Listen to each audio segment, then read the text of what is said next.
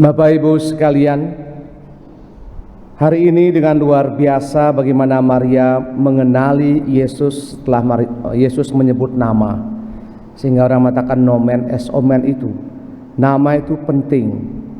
Sehingga kenapa waktu saya frater tahun pastoral tahun 94-95, ada teman satu frater CM dari Madiun, dia datang ke Tuke, dia mencari frater Nyoman.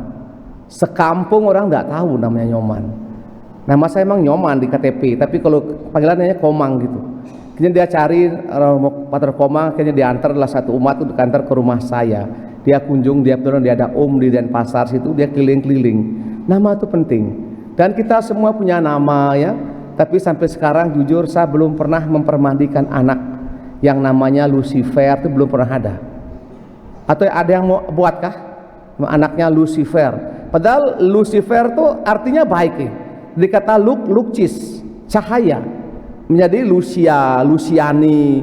Nah, tapi ini Lucifer ini kita mengerti karena itu malaikat yang jahat.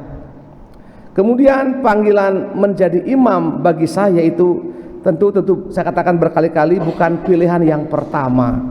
Tuhan selalu menunjukkan jalan, mungkin semacam membelokkan begitu ya. Kalau orang bilang kalau panggilan itu seperti ikan kena pancing, mau lari kemana, mau sembunyi di bawah batu, mau di akar-akar pohon, akhirnya ketarik. Tapi memang macam-macam, ada proses yang panjang begitu. Dan selama menjadi imam, saya tahun 97 tugas di Sumbawa. Itu pengalaman yang menarik karena apa? Karena sebelum dikeluarkan SK di Sumbawa, saya dipanggil menghadap, mau tugas di mana lu? Kok tanya saya bilang gitu. Saya diminta tugas waktu itu di Kute dengan almarhum Romo Marcel. Saya katakan kalau saya di Kute ya mungkin saya sedikit bahasa Inggris, tapi jujur nanti kapan saya bisa tahu wilayah di luar Pulau Bali. Akhirnya saya dipindahkan di Sumbawa Besar. Sumbawa Besar itu dia punya semboyan kotanya itu Sabalong sama Lewa gitu. Artinya ringan sama di jinjing kak, berat sama dipikul itu artinya. Itu karena masuk kota Sumbawa Besar itu besar sekali.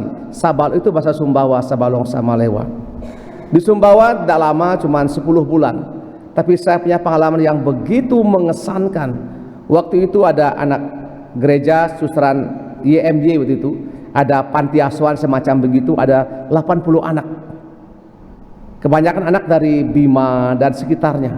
Yang laki-laki dekat Pasuruan, yang perempuan di susteran situ, banyak anaknya. Mereka juga masak pakai kayu bakar.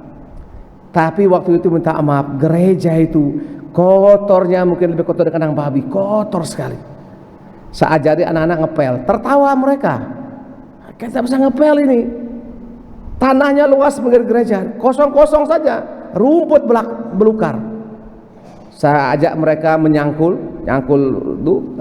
tai kuda, waktu itu kan banyak kuda untuk jadi pupuk. Saya tanam itu kacang panjang itu, full itu. Di Pasuruan saya buat kolam, saya belikan bibit lele, banyak panen itu. Angkat saya kasih ke anak-anak makan semua. Untuk bersih itu setengah mati itu. Kasula itu kuning-kuning semua. Kenapa seperti ini? Orang sampah itu aduh. Itu pengalaman yang pertama. 10 bulan saya di sana. Akhirnya suatu kali tahun kemarin ya 2023 saya asistensi di Donggo, Telonggeru. Saya lagi duduk di depan gereja, ada seorang dua mama nih dari jauh teriak, Romo Komang, kau siapa? Dia dulu tahun 97 itu anak panti namanya Sisil Sapa, berdua gitu, sudah punya anak cucu lagi. Dia cerita, dulu kami diajari ngepel, diajari bersihkan meja kursi gereja itu, dan ternyata kita sudah tua juga ternyata. Mereka sudah punya anak semua itu. Satu lagi saya ke kebun, jalan ke kebun ke atas itu, ada orang naik motor atau trail. Dia berhenti. Romo Komang kah? Dia lagi mau cari babi katanya. Engkau siapa? Dia namanya Andreas apa saya lupa. Dia juga itu saya suruh tukang beli es krim. Nah, kalau sudah kerja itu saya suruh beli uang beli es krim. Dia cerita juga, saya juga nggak ingat lagi. Pengalaman seperti itu menarik sekali ya sekalian. Kemudian saya pindah memang 10 bulan saja. Yang lebih menggetarkan lagi baru saya datang bulan apa ya, Oktober ya, Oktober, kemudian pas pekan suci masuk Rabu Abu, saya kena malaria tropika. Malaria tropika itu artinya panas itu badan itu berhari-hari. Itu yang paling berbahaya kan. Ada tersiana, apalagi yang ketiga itu. Nah, itu tropika yang berbahaya. Itu yang paling sampai kami punya 2 dokter yang orang Surabaya sama orang Jogja, sudah 20 tahun di Sumbawa. Hari keempat panas tidak turun, stabil, tetap 38, 39, 40, sehingga mengigau terus. Semua dokter geleng-geleng kepala. Obat terakhir diberikan kalau tidak mempan itu berarti alias RIP. Dokternya ngomong terus terang begitu. Mungkin di sini belum pernah kena malaria tropika, bukan tropika kangen tapi malaria tropika benaran. Karena itu kan endemi malaria. Ada banyak lahan kosong yang semacam apa tuh ya, tempat air menggenang itu. Dan memang kalau malam itu waktu itu 97 itu nyamuk tuh seperti tawon, wung gitu, pakai kelambu. Malam saya semprot, di lantai itu hitam nyamuknya banyak. Waktu itu nyamuknya gede-gede, kayak lalat itu gede-gede sekali. Karena waktu saya berangkat saya tidak minum obat malaria, kena opname 1 minggu. Tapi yang paling mengesankan itu yang dibilang kalau obat terakhir kalau tidak mempan, panas tidak turun, berarti tanda-tanda kematian menjemput. Saya baru 3 bulan imam ini, uang kuliah belum kembali ini, kalau bisnis rugi.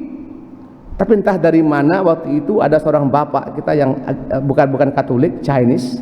Ternyata saya tahu kemudian bahwa bapak itu anaknya saya ajar di SMA karena saya ajar bahasa Inggris di SMA di Ponorogo itu. Anaknya cerita bahwa kami libur karena romonya sakit begitu. Kenapa malaria? Bapaknya datang bawa satu empedu ular yang dikeringkan itu. Itu udah hari keempat. Diseduh dengan itu dengan air panas, ya bau amisnya luar biasa. Amis sekali. Itu asli kok 2 mati itu. Nyalakan kah yang kedua itu?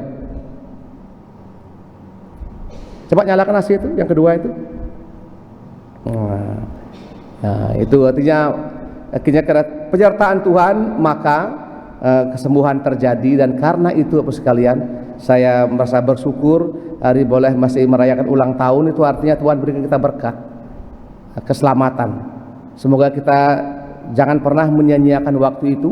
Ketika Anda semakin memikirkan kemajuan paroki, kemajuan susteran, sekolah, itu berarti roh Allah menyertai Anda. Mungkin akan ada bahaya, sakit, merasa sendirian, tapi kuasa Allah lebih besar. Itu minimal pengalaman saya selama 29 tahun menjadi imam. Ketika kita tidak berpikir apa-apa, nyak kengkennya asing pangke itu, maka semua sakit akan memasuki badan kita dan kita akan menunggu kematian. Oleh karena itu berpikirlah sebanyak-banyaknya, meskipun tidak bisa buat, minimal punya rencana. Nanti KBG mau diapakan, kur mau diapakan, anak-anak mau dibuat apa, minimal punya rencana. Tulis sendiri, bawakan dalam doa, sehingga Tuhan menunjukkan caranya begini. Itu yang saya yakini. Oleh karena itu terima kasih banyak umat yang mendoakan saya semuanya lewat tadi di grup DPP, grup orang tua biarawan berewati, grup Legio Maria. Mudah-mudahan bukan hanya WA ya, tapi doa betulan loh ini. Ada yang tanya kirim saja doa Romo, tapi sambil memang saya ngamah ya, kena lucu ya. Doakan diam sebentar 3 salam Maria untuk Romo Komang supaya sehat, makin putih sedikit begitu. Jangan WA saja, doa kami. Maka saya ragu sekali keluar grup-grup itu. Juga para imam juga doakan, hanya WA saja tapi gak didoakan. Mereka omong kosong semua. Mereka mancing sambil WA, doa kami. Yang benar saya ini. Semoga kalian yang hadir ini dalam hati diam sebentar, doakan 3 salam Maria untuk saya agar semakin sehat dan semakin menjadi kekuatan untuk kita semua. Amin.